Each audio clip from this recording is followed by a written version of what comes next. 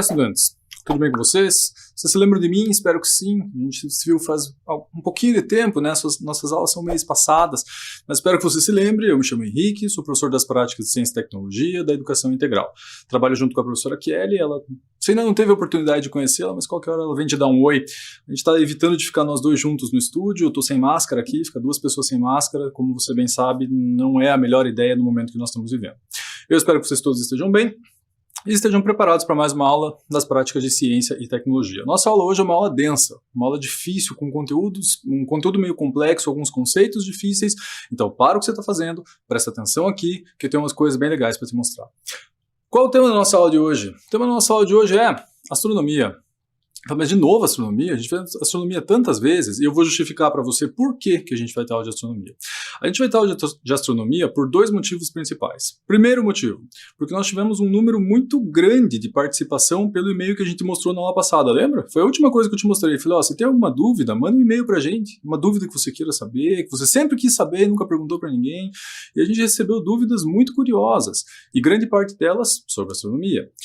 A gente ainda não conseguiu responder todas, porque como eu falei, a gente recebeu mais do que a gente imaginava. A pessoa participou bastante assim, e eu agradeço muito por isso, continue participando. E não precisa ser dúvida de astronomia, né? A gente recebeu dúvidas sobre coronavírus, dúvidas sobre higiene, dúvidas sobre um monte de coisa. E a gente pegou aquelas que estavam em maior quantidade, que nos chamaram mais atenção nesse momento. Esse é o motivo número 1. O motivo número 2 é que eu não sei se você está participando ou se a sua escola está participando da Olimpíada Brasileira de Astronomia que está aparecendo atrás de mim. Você já participou da Olimpíada? Eu já participei, meus alunos já participaram e ela é sempre muito legal. Se um dia você tiver a oportunidade de participar, não deixe essa oportunidade escapar. Ela é muito boa. Ela é uma Olimpíada, ela é uma prova e eu não sei se você reparou, mas esse slide é uma premiação. Eu moro em Curitiba. Talvez onde você more, né, as pessoas participem mais que aqui, talvez participem um pouco menos, mas aqui a gente sempre participa e tem sempre uma solenidade grande de premiação, porque os nossos alunos aqui se dedicam bastante.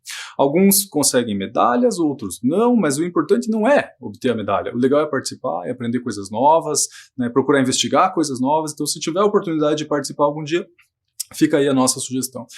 Graças a esses dois fatores, nossa aula hoje é sobre astronomia, mas a gente vai ver algumas coisas um pouquinho diferentes para que a gente não fique só no que você já viu. Então eu vou te trazer umas 5 reportagens para você ver uma coisa um pouquinho diferente do que a gente costuma ver em sala de aula. Então, fica de olho.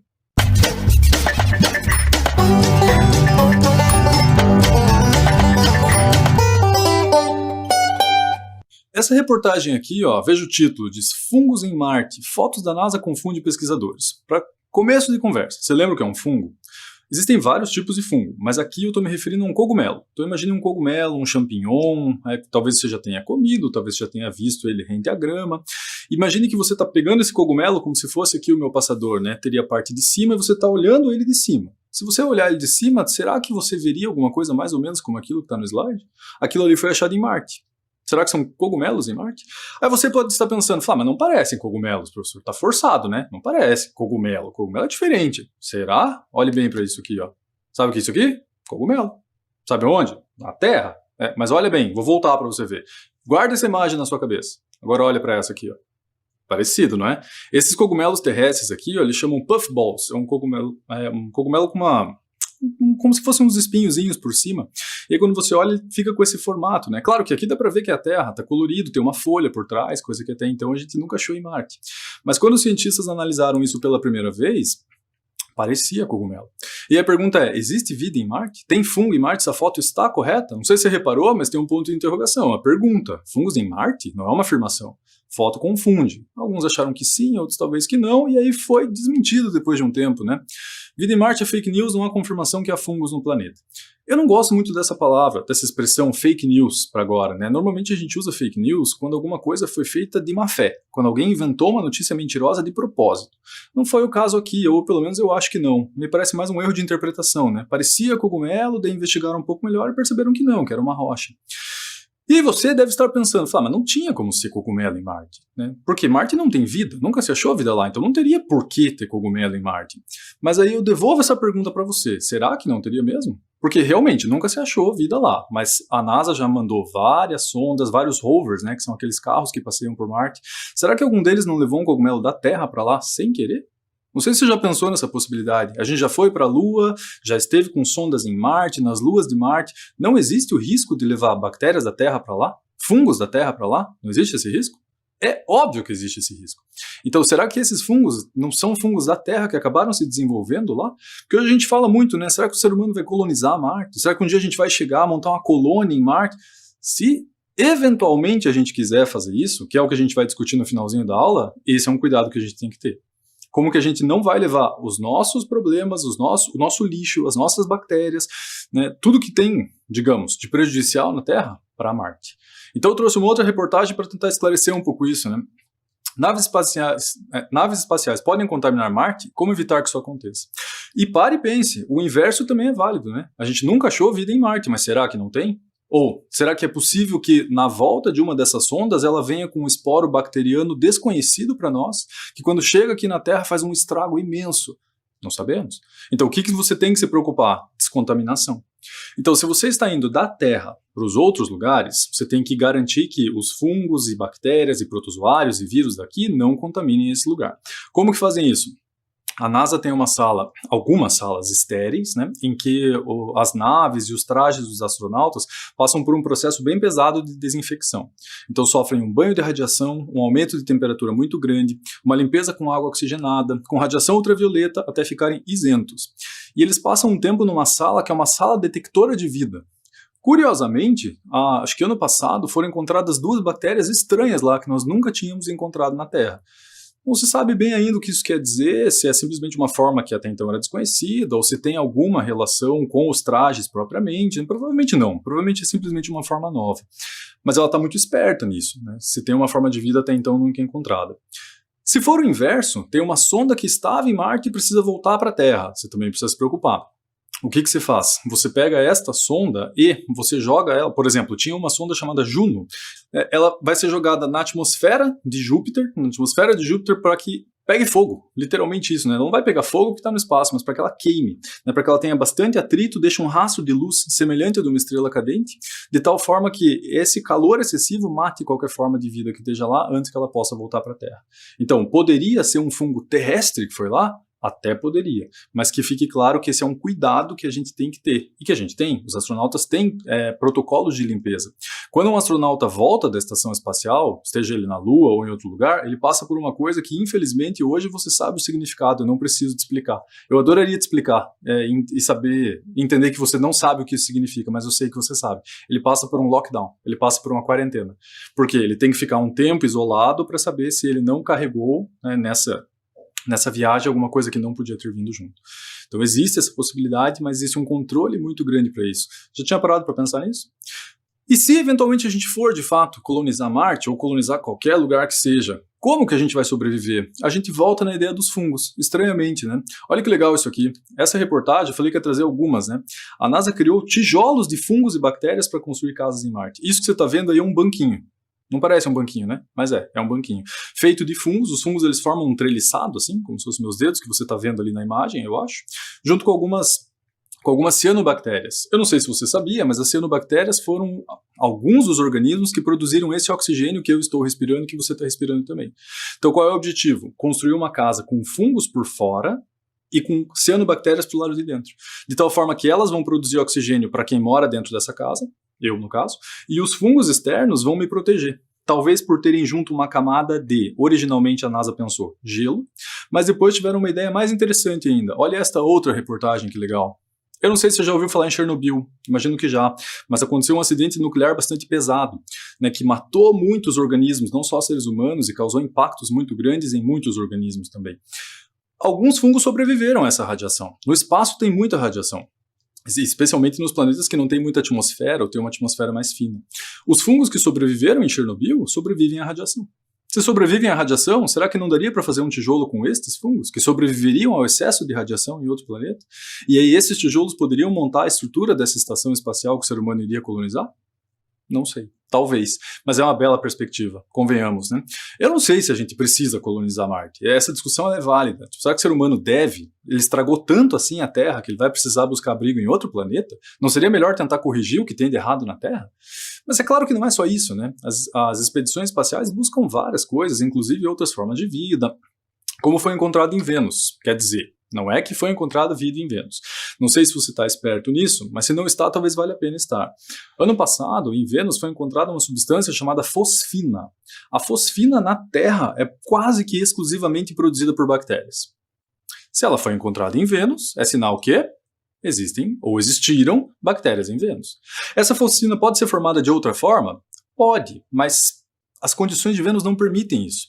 Isso nos leva a duas conclusões. Uma, ou sim tem vida em Vênus, e vou te contar, Vênus é mais perto que Marte. Por que o ser humano está tentando ir para Marte e não ir para Vênus? Porque Vênus não parecia ter nenhuma possibilidade de ter vida. É muito quente, é o planeta mais quente do sistema solar, espero que você lembre disso. Mas aparentemente tem alguma forma de vida lá. Ou as regras que a gente conhece aqui na Terra não valem em outros lugares do sistema solar. Pode ser que isso seja uma realidade. Pode ser que aqui a gente conheça um tipo de reação química que em outros lugares a gente não conheça. E aí a gente começa a se perguntar, por que tem vida na Terra? Por que não tem vida, aparentemente, em Mercúrio, nem em Vênus, nem em Marte, nem em Júpiter, nem em Saturno, nem em Urano? Então por que a Terra conseguiu ter vida? Essa é a nossa pergunta. Para responder essa pergunta, acho que vale a pena a gente dar uma relembrada, né, em como é que o universo surgiu. Como que o universo surgiu? A nossa bola da vez, a nossa principal teoria é o Big Bang.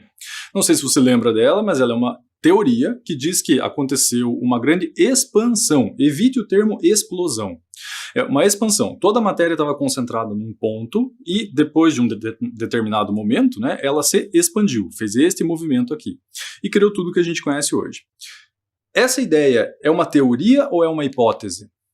Que é a pergunta que eu coloquei. Existe evidência do Big Bang ou é simplesmente um pensamento? Eu imagino que seja verdadeiro ou não? Existe alguma teoria que suporte isso? Que diga, eu acho que o Big Bang é verdadeiro porque dá para saber isso aqui, ó. Existe, é uma teoria. Não sei se você compreende bem essa diferença, mas se você tem uma ideia sobre alguma coisa, você não tem uma teoria, você tem uma hipótese. As pessoas usam isso muito errado, por favor, não seja uma dessas pessoas. Por exemplo, por que essa luneta é preta? Você poderia dizer assim, ó, não sei, mas as pessoas normalmente dizem, não sei, mas eu tenho uma teoria. Eu acho que é preta para que entre menos luz. Não é uma teoria isso, é uma hipótese. Fala, não sei, mas eu tenho uma hipótese, uma ideia a respeito. Eu não fiz nenhum teste, eu não sei se ela é preta por coincidência, por exemplo. Agora, quando a ciência usa o termo teoria, ela está falando de uma coisa que ela sabe muito bem do que ela está dizendo. Teoria é uma coisa muito bem suportada, tem muitas evidências. Então o Big Bang tem evidências de que ele existiu, de que ele ocorreu? Sim. Algumas. Eu vou te falar de uma só. Isso que está na tela parece um telescópio, não parece? Mas ele não é exatamente um telescópio. Ele é um telescópio que detecta algumas faixas de ondas, né, de alguns determinados tipos de luz. Pensa assim, ó, você já percebeu que se tem uma ambulância vindo para sua casa, passando perto da sua casa, uma ambulância, bombeiro, polícia ou coisa parecida, não é difícil pelo som perceber se ela está vindo ou se ela está indo embora? Que o som é diferente quando ela está vindo na tua direção ou quando ela está indo embora? Ou se o exemplo não ficou bom, um carro de Fórmula 1. O carro de Fórmula 1 começa com um som agudo e quando ele passa ele faz um som grave. Ou uma motocicleta que ande muito rápido, faz a mesma coisa. Para o pessoal que é um pouquinho mais velho, talvez já conheça o nome desse efeito. Esse efeito chama efeito Doppler. Mas é disso que eu estou falando, né? Você saber se uma coisa está se afastando de você ou está se aproximando. Com as galáxias, com os corpos celestes que emitem luz, é possível apontar esse instrumento aqui para eles, chama espectrofotômetro, e descobrir se eles estão se aproximando de nós ou se afastando de nós. Então não sei se você já tinha parado para pensar como que a NASA, ou quem quer que seja, quando vê um corpo celeste, pensa se ele está vindo em direção à Terra ou se ele está indo embora. Um dos jeitos é analisar a luz que ele emite. Se ele emitir determinado tipo de luz, é sinal que ele está vindo mais perto. Se ele emitir determinado tipo de luz, é sinal que ele está indo mais para longe. E uma dúvida que nós sempre tivemos é, o universo é estático ou o universo está se expandindo? E a conclusão que chegaram usando esse tipo de instrumento com as galáxias mais longínquas é que ele está se expandindo. Agora pare e pense. Eu vou simular o universo com as minhas mãos. Ele está se expandindo. Agora aperte o pause e volte o vídeo. Se você apertar o pause e voltar o vídeo, você vai ver minhas mãos fazerem assim, ó.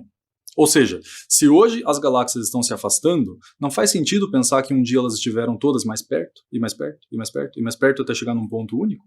É isso que diz a teoria do Big Bang. Ela faz sentido? Na minha cabeça faz. Espero que na sua também. Ela explica tudo bem certinho? Não. Tudo bem certinho? Não. Nós não sabemos quem colocou essa matéria lá, não sabemos o que existia antes. Antes nem existia o tempo, né? O tempo começa a existir no Big Bang. Mas é uma boa explicação e mostra que esta formação fez com que algumas estrelas se formassem e alguns planetas se formassem ao redor dessas estrelas.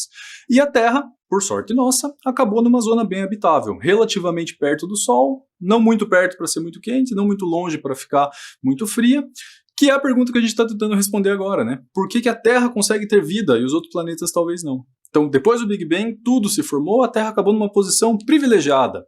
E a pergunta é, como a Terra consegue ter vida?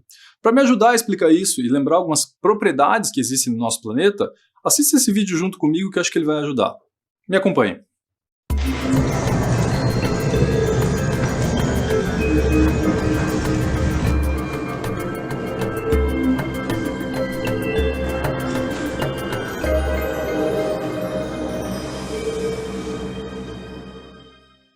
A melhor definição para o planeta Terra é nossa casa. A Terra também é o terceiro de um conjunto de 8 planetas em torno de uma estrela cuja luz é responsável pela manutenção de um fenômeno encontrado em abundância em todo esse planeta, a vida. Apesar de ameaçada em grande parte pelas ações humanas, a vida se estrutura de uma maneira muito complexa e diversa nos vários ambientes terrestres.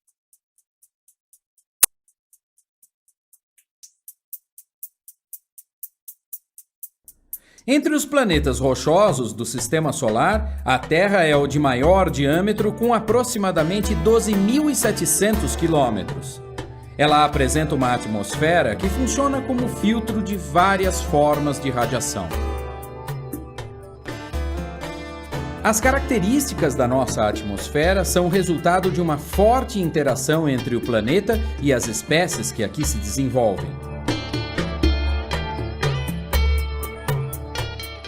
Se hoje tememos o aquecimento global, provocado entre outras coisas pelo gás carbônico produzido pelo homem, houve uma fase em que a presença desse gás na atmosfera contribuiu em muito para manter a temperatura média da Terra confortável para o desenvolvimento da vida.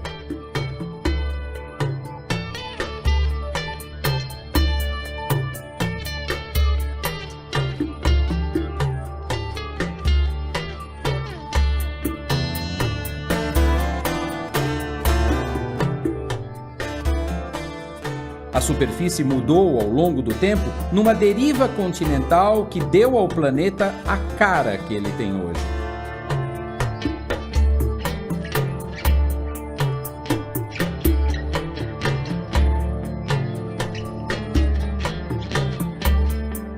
A fina crosta da Terra, cuja espessura varia entre 5 e 30 quilômetros, não é contínua.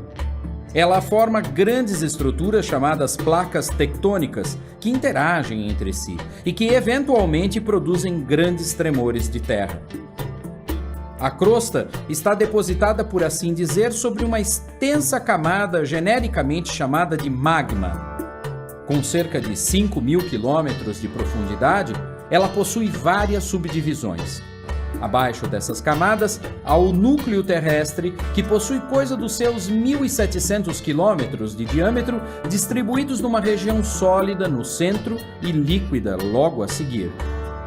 O movimento do ferro derretido no interior terrestre, juntamente com a rotação de nosso planeta, cria um efeito semelhante a um dínamo que gera o campo magnético para a Terra.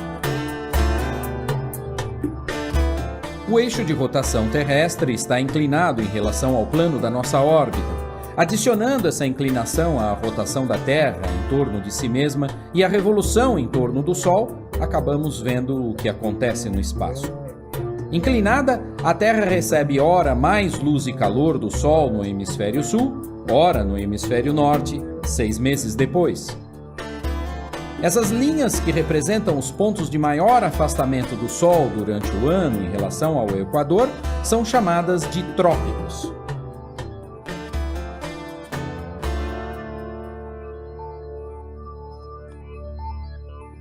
As estações marcam ciclos que, juntamente com as dinâmicas da atmosfera e água no planeta, resultam num ambiente ímpar para o desenvolvimento e conservação da vida.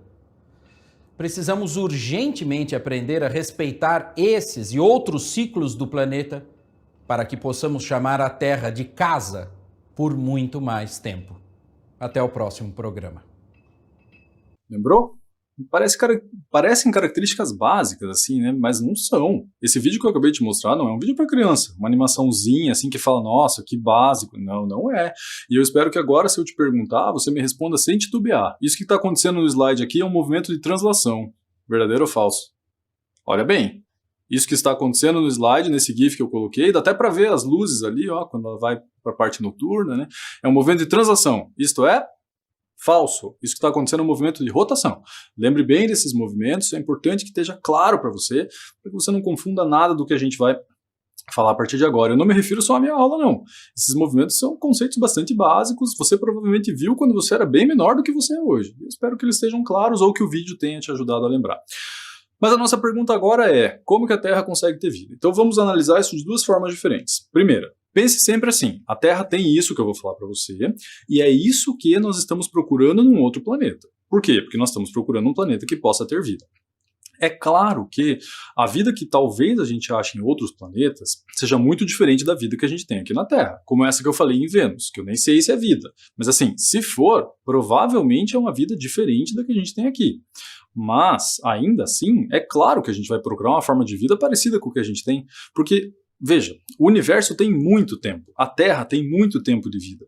Os outros planetas, a idade deles é calculada, e numa vizinhança mais próxima, essa foi a forma que vingou, que deu certo. Então é natural que a gente procure coisas parecidas com o que a gente tem aqui na Terra. Então vamos lá.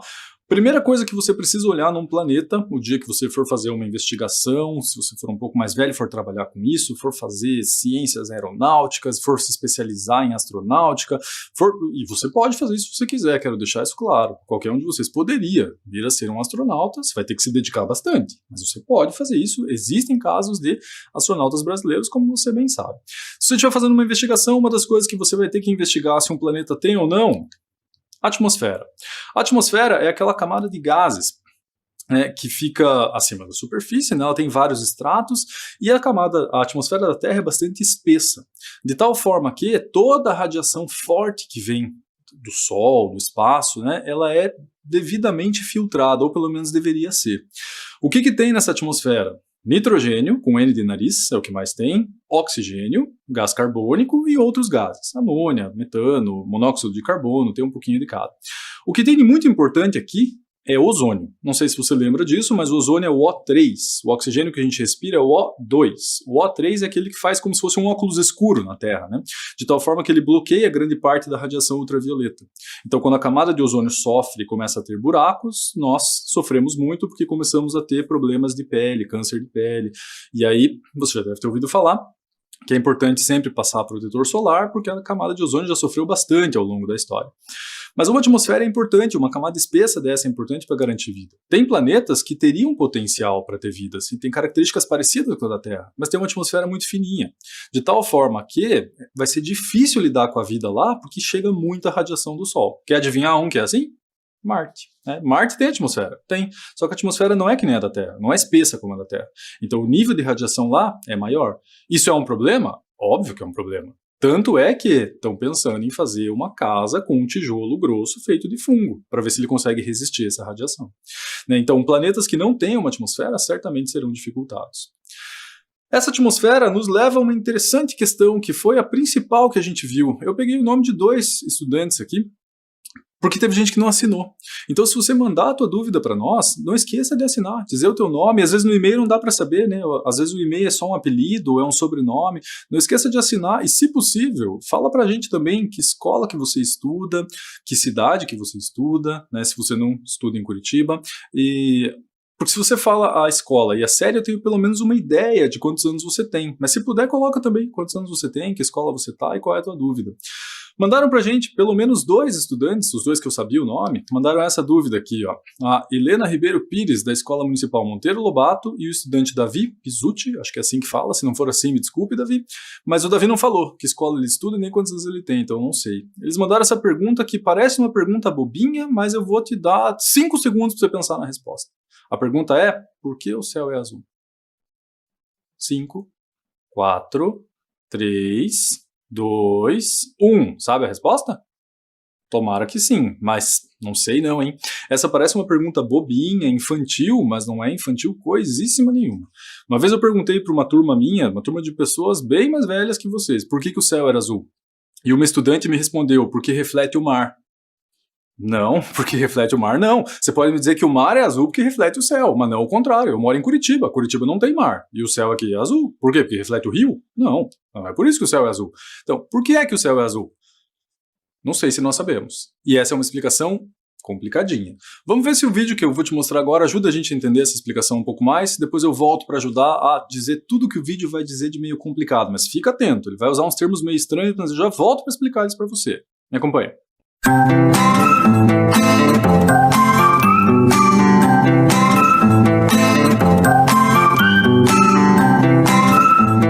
É hora da curiosidade.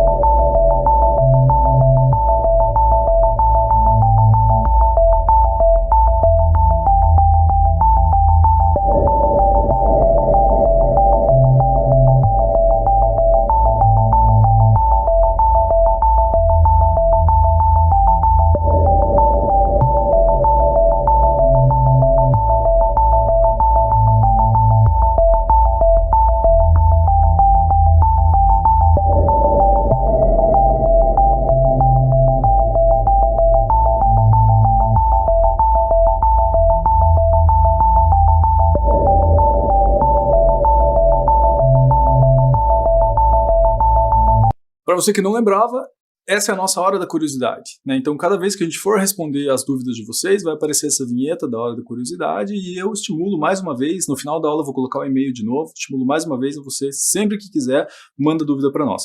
A gente nem sempre consegue responder de imediato, mas a gente vai tentar responder todas as possíveis porque estão vindo dúvidas muito boas. Então a pergunta era por que o céu é azul e esse vídeo mostrou algumas coisas que eu gostaria de explicar um pouquinho melhor, porque como eu falei, a explicação é meio complicada. Primeira coisa que a gente tem que entender é qual é a natureza da luz. A luz branca que chega do sol, chega dessa lâmpada que está me iluminando, a luz branca, ela na verdade não é branca. Ela não é exatamente branca, ela é uma junção de várias outras luzes que se você fizer elas passarem por um objeto, que aqui chama prisma, né? Mas não precisa ser um prisma, você já deve ter reparado que isso acontece numa gota d'água, numa bolha de sabão, num CD, tem alguns brincos que tem uns cristalzinhos, assim, isso acontece também. Você consegue separar a luz branca nessas outras 7 outras cores, né, que são as 7 do arco-íris: vermelho, laranja, amarelo, verde, azul, anil e violeta. Anil é um azul um pouquinho mais escuro, assim, né, para tirar essa dúvida.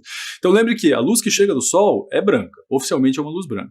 Mas se ela passar por algum tipo de obstáculo, ela pode se separar em outras cores diferentes. Quem explicou isso foi um senhor que o pessoal do 8º e do 9º ano já estudou muito bem. Eu nem pus o nome dele aqui, ele é bastante famoso, acho que você já conhece. Quem demonstrou isso no prisma foi um senhor chamado Isaac Newton, que fez as leis de Newton, as leis dos movimentos. Mas quem explicou isso na atmosfera foi esse senhor que você está vendo, cujo nome não está ali, né? Ele chama James Strutt, mas ele foi conhecido pelo título dele. Ele é Lord Rayleigh. O vídeo citou isso, não sei se você percebeu, ele falou espalhamento de Rayleigh. Então o que acontece no céu é uma coisa chamada espalhamento de Rayleigh ou dispersão de Rayleigh. Como assim? Ficou complicado. Então vamos lá. A luz do Sol chega para nós e ela é branca. Quando ela bate na atmosfera, ela encontra aqueles átomos, aqueles elementos que eu falei que estavam na atmosfera agora há pouco, lembra? Nitrogênio, oxigênio. E aí quando ela bate, o nitrogênio e o oxigênio funcionam como prismas. De tal forma que eles separam as luzes nos comprimentos diferentes, nas luzes diferentes, né? Então separam nessas 7 que eu falei. Só que algumas são mais dispersas do que as outras. Tem um comprimento de onda, a gente chama o tamanho da onda de comprimento, diferente. A que é mais espalhada pelos gases da atmosfera é o azul. De tal forma que, quando eu olho para o céu, eu enxergo ele predominantemente azul. Mas saiba que outras cores estão lá também. Só que estão em tão pouca quantidade que eu não enxergo elas com tanta frequência. Então eu não vejo o céu com várias tonalidades. Eu vejo ele predominantemente azul. Graças a esse espalhamento que aconteceu quando a luz do Sol bateu nessas moléculas que fazem parte da nossa atmosfera. As que chegam um pouco mais retas, como estão mostradas na figura, chegam mais retas na gente, não sofrem esse mesmo espalhamento. Tanto é que elas deixam o Sol amarelo, laranja. Quando você olha para o Sol, ele não é azul. Por quê? Porque incide um raio um pouco mais paralelo, assim, um pouco mais reto, que não sofre esse mesmo espalhamento. E aí você, de novo, que está pensando e prestando atenção, poderia me perguntar, e por que de vez em quando o céu fica vermelho, alaranjado, meio roxo, né, dependendo da hora do dia? Porque no pôr do sol, não é bem esse ângulo que o sol está. Aqui eu estou supondo que eu estou aqui na Terra e o Sol estaria em cima de mim. Então ele tem essa quantidade de atmosfera para vencer. Os que entram mais retos, eles não se dispersam tantos, e eu vejo o Sol meio amarelo, meio laranja. Os demais se dispersam pela atmosfera e eu vejo o céu azul. Mas que fique claro, o céu não é azul. Ele parece azul. O céu é transparente. Se o céu fosse azul, eu não enxergaria as estrelas de noite. Concorda? Seria como se tivesse um teto na Terra azul. Eu não enxergaria nada que está do lado de lá. Não enxergaria Vênus, não enxergaria Saturno, que às vezes dá para enxergar. Mas o céu não é, ele é transparente, ele só parece azul graças a esse efeito. Quando o Sol vai se pôr, ou quando ele vai nascer, ele faz esse caminho aqui, ó, e ele fica bem mais longe de mim. Tem mais atmosfera para atravessar. Quando tem mais atmosfera para atravessar, esse espalhamento, essa dispersão de Rayleigh não acontece tanto com o azul. Ele acontece mais com o vermelho e com o laranja. Porque o vermelho e o laranja, o vermelho em especial, é uma onda mais longa, mais comprida. Então ela consegue viajar mais longe. Eu não sei se você já parou para pensar, mas sinais realmente muito importantes que eu preciso que uma pessoa veja de longe, de que cor a gente faz? Vermelho. O sinaleiro, o semáforo, né? A cor mais importante que tem lá é o vermelho. Não sei se você já tinha parado para pensar. Por que para parar é o sinal vermelho, não é o sinal azul, não é o sinal roxo? Por quê? Porque o vermelho é visível de muito longe. Então pense, quando você tem uma placa de perigo, uma placa de inflamável, uma placa de proibido nadar, uma placa de pare, que cor que elas são? Vermelhas. Por quê? Porque eu quero que isso viaje longe e uma pessoa de longe enxergue o que está acontecendo, já que isso é uma situação perigosa. Então, o vermelho viaja muito mais longe do que os outros. Então, quando o Sol está mais longe, né, está começando a nascer ou está começando a se pôr, o céu em volta ali dessa região tende a ficar mais avermelhado e mais alaranjado. Mas na nossa atmosfera. Repare a diferença disso aqui, ó. Você arrisca o que é isso? Se você tivesse como me responder agora, provavelmente alguns diriam, deve ser a Lua nascendo, deve ser o Sol com algum tipo de proteção, né? A gente olhando a câmera com algum filtro, mas não, isso é um pôr do Sol. Só não é na Terra. Esse é o pôr do Sol em Marte. A atmosfera de Marte não é como a da Terra, não tem os mesmos elementos. Então o pôr do Sol lá não fica vermelho, o pôr do Sol de lá fica azul. E fazem até uma brincadeira, né? Que a Terra é o planeta azul que tem o pôr do Sol vermelho. O Marte é o planeta vermelho que tem o pôr do Sol azul. Então esse espalhamento que acontece depende desses fatores, né? Do tipo de gás que tem na atmosfera e do ângulo de incidência do Sol. Quando ele está num ângulo um pouco mais alto, acontece esse espalhamento que chama espalhamento de Rayleigh, assim que se fala, tá? Escreve Rayleigh com GH no final, espalhamento de Rayleigh, e ele deixa o céu com uma tonalidade que parece azul aos nossos olhos, né? Mas lembre bem, o céu é transparente, o céu não é azul coisa nenhuma. O que é mais importante para a vida na Terra? Uma temperatura mais ou menos constante. Fica claro nessa figura que a temperatura na Terra não é constante. Não é, né? Se você mora no sul do Brasil, você vai encarar uma temperatura. Se você mora no norte do Brasil, você vai encarar outra. Né? Se você mora ali na região equatorial da Terra, você vai encarar, no Saara ali, por exemplo, você vai encarar uma certa faixa de temperatura. Se você mora na Groenlândia, na Rússia, no Canadá, você vai enfrentar outra. Mas ainda assim, a amplitude, a variação não é tão grande quanto é em Marte, por exemplo. Em Marte você vai de 18 graus, que é o mais quente, a menos 140. Ou seja, é uma variação de temperatura muito grande. Qual é o lugar mais frio da Terra? Bom, não sei, volta e meia esses recordes mudam, né? Mas talvez a Sibéria, talvez o Alasca, talvez a Antártica, mas que chegue ali a menos 50 graus, ou num extremo menos 70, que é próximo do recorde. E o mais quente? O mais quente seria por aí também, né? Algum deserto que chegue a 50, 55, 60, talvez. Uma variação um pouco mais estreita, né? E ainda assim em lugares extremos da Terra. No geral, a Terra como um todo tem uma temperatura que te permite viver lá. Se você gosta de calor e vive num lugar quente, sorte tua. Se você gosta de calor e vive num lugar frio, você provavelmente vai sofrer um pouquinho, mas vai sobreviver. Não vai ser um grande problema para você. E o vice-versa também é válido, né? Se você gosta de frio e vai morar num lugar quente, você vai sofrer, mas não vai te matar por causa disso. Diferente de outros planetas. Então, uma temperatura relativamente constante, que não varie muito, é um fator predominante para você tentar achar vida, né? Tentar garantir que tem alguma forma de vida no planeta. O que nos leva a uma outra questão importante que também muita gente confunde. O que faz com que a temperatura na Terra fique constante é um efeito chamado efeito estufa, que você já ouviu falar muito provavelmente e já ouviu falar muito mal. O efeito estufa não é uma coisa ruim. O efeito estufa é o gás carbônico que fica presente na atmosfera da Terra, que não deixa com que o calor que chega do Sol vá todo embora. Ele fica retido na Terra. Só que isso não pode acontecer demais. Se acontece demais, se a gente aumenta muito essa camada de efeito estufa, de gás carbônico, aí não é mais efeito estufa, passa a ser um outro fenômeno, um agravamento que nós chamamos de aquecimento global. Esse é perigoso.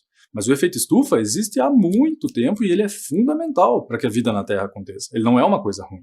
Se ele se agravar, aí passa a ser uma coisa ruim. Mas o efeito estufa é uma coisa benéfica, uma coisa que existe na Terra há muito tempo. Só que ele não pode ser demais, como eu falei. Sabe onde tem demais? Vênus. Vênus tem um excesso de gás carbônico, portanto, a temperatura é muito quente. Então é o planeta mais quente do sistema solar. O planeta mais quente não é Mercúrio. Muita gente pensa, Mercúrio é o mais perto do Sol, então é o mais quente do sistema solar. Negativo. Vênus é o mais quente do sistema solar, em virtude de um efeito estufa exagerado. E é por isso que a gente achava que não tinha vida lá, né? Outra coisa importante para você olhar, água. Um planeta para ter vida, muito provavelmente tem que ter água, mas não basta ser água, tem que ser água no estado líquido. Se a água não estiver no estado líquido, vai ser difícil de você gerar alguma forma de vida lá. Marte, por exemplo, tem água, só não está no estado líquido, está no estado sólido. Se você olhar fotos do terreno de Marte, teve água líquida, muito provavelmente, porque ele mostra, não sei se você já viu uma foto dessa, mas imagine um rio. Esse rio secou. Sabe como fica? Fica aquela vala assim que você vê por onde a água passava. Marte tem uns lugares assim, umas ravinas desse jeito. Então provavelmente teve água em algum momento, mas atualmente tem água sólida. É muito difícil pegar água sólida e fazer derreter para virar água líquida e para quem vai morar lá eventualmente tomar. Não é difícil. Mas assim, se você está procurando vida, condições para ter água líquida são bem importantes de serem vistas. E repare como está tudo entrelaçado. O que eu preciso para ter água líquida? Uma temperatura amena, né? Se o planeta for muito quente, a água evapora. Se o planeta for muito frio, a água congela. Então, uma temperatura mais ou menos constante faz com que possa existir vida num lugar que tenha água líquida. Repare, nenhuma dessas condições deve ser analisada isolada. Nenhuma delas você vai dizer assim, olhei um planeta tal e ele tem uma temperatura constante. Com certeza tem vida lá. Não, só a temperatura não basta. Você tem que analisar todos esses juntos. E existem outros ainda que não cabem aqui na nossa aula, né? Mas uma energia nuclear, do que a crosta é composta, tudo isso influencia, né? Aqui na Terra tem muito carbono, por exemplo. Então a vida foi possibilitada. Num outro planeta que não tenha tanto carbono, que tenha muito ferro, vai ficar difícil, por exemplo. Agora, se já tiver outros elementos, de repente é possível que existam outras formas de vida que a gente simplesmente desconhece. Mas é isso que você vai procurar quando você sai da Terra procurando vida fora dela. Mas a pergunta então é, já acharam vida fora da Terra? Nós saímos para procurar, mas já achamos vida fora da Terra? E a resposta é não. Vida fora da Terra, não. Mas nós já achamos alguns planetas ou exoplanetas, lembra o que é exo? Exo significa fora, né? Como em exoesqueleto. Já achamos alguns planetas habitáveis. O que é um planeta habitável? Um planeta habitável é aquele que tem características parecidas com a Terra. Então é isso que a gente estava falando agora. O fato dele ter talvez água líquida, talvez ter uma temperatura constante, talvez estar perto de uma estrela, não muito perto e não muito longe. Quando eu falo uma estrela, pensa no Sol, hein? O Sol é uma estrela. Não estou falando de uma estrela qualquer, fala, está perto de uma estrela. Não, tem que ser uma estrela que forneça calor, que forneça luminosidade, condições que favoreçam a vida. Quando você procura esses exoplanetas, você faz um cálculo para saber o quão habitáveis eles são. Então, desculpe o slide estar em inglês, mas é difícil achar isso em português, né? Porque todas essas agências espaciais são predominantemente americanas, né? Tem algumas que eu até poderia achar, mas eu traria um slide em russo, seria pior de analisar. Em chinês, seria pior de analisar. Acho que aqui a gente ainda consegue entender mais ou menos o que está acontecendo. Então, repare que a pontuação da Terra é 1. A pontuação dos outros planetas ali, 0 ponto alguma coisa, né? 0,77, 0,81. Quanto mais perto de 1, mais perto da Terra é, mais parecido com a Terra é. Então tem vários planetas aqui, que têm uma condição interessante, que são relativamente parecidos com a Terra. Relativamente parecidos. Isso é sinal que tem vida lá, que vai ter vida lá, que nós vamos colonizar? Não necessariamente, né?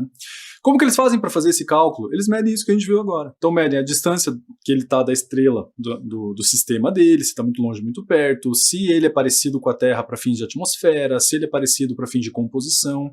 E esse cálculo é usado naquela desinfecção que eu falei lá no início da aula, lembra? Se você manda uma sonda para uma lua que tem características parecidas com a Terra, você tem que fazer uma desinfecção muito pior, muito mais rigorosa do que uma que você poderia fazer para um planeta que não tem nada a ver com a Terra e a probabilidade de vida é muito pequena.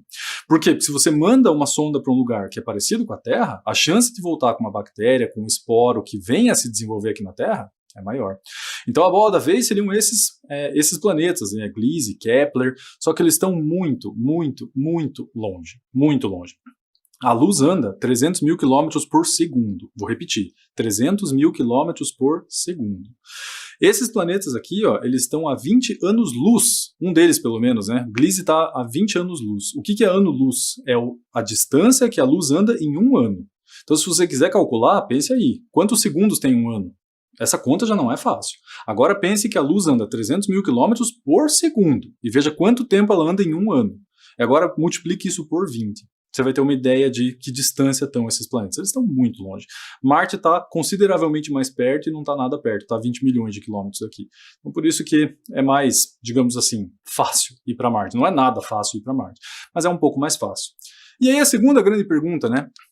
Esse é o nosso futuro? É isso que nos aguarda? Né? Uma colonização, um plantio em Marte, uma colônia e pessoas vivendo lá com essa roupa? Não sei. Não sei se é. Acho que não.